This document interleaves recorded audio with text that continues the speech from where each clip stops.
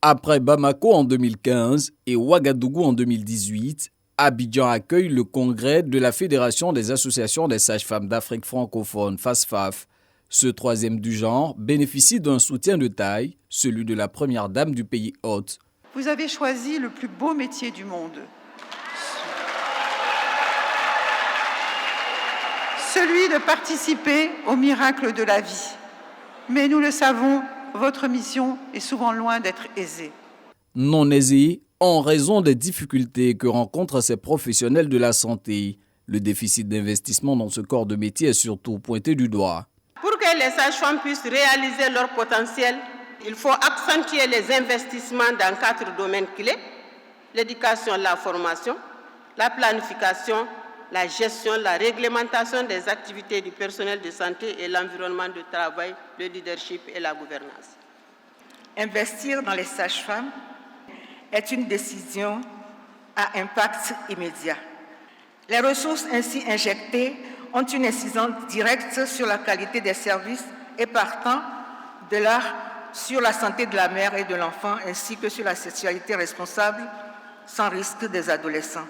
Malgré ces attentes, les sages-femmes ont conscience de leur rôle prépondérant dans le système de santé. C'est pourquoi ce congrès d'Abidjan est axé sur leur contribution à la santé maternelle et néonatale en Afrique, car selon l'OMS, Organisation mondiale de la santé, environ 830 femmes meurent chaque jour dans le monde du fait des complications liées à la grossesse ou à l'accouchement.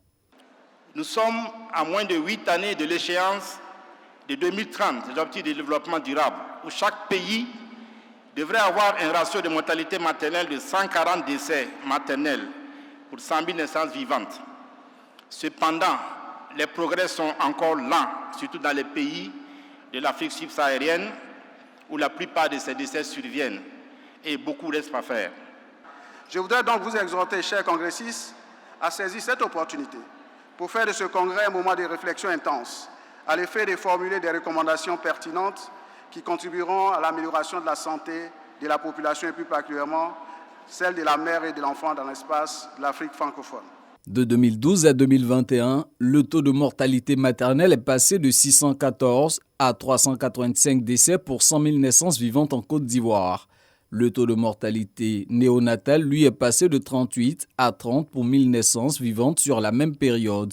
Ces résultats encourageants sont le fruit des efforts engagés par l'État, conjugués à ceux de la première dame Dominique Ouattara, dont la fondation Children of Africa a ouvert en 2018 un hôpital de référence exclusivement dédié à la santé du couple mère-enfant.